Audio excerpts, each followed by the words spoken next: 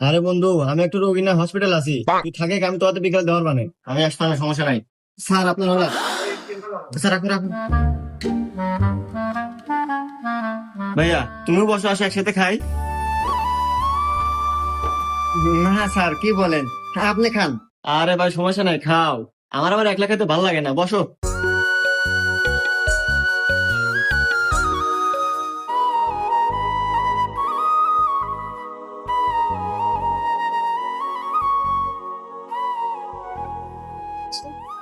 Sir আপনার বিল।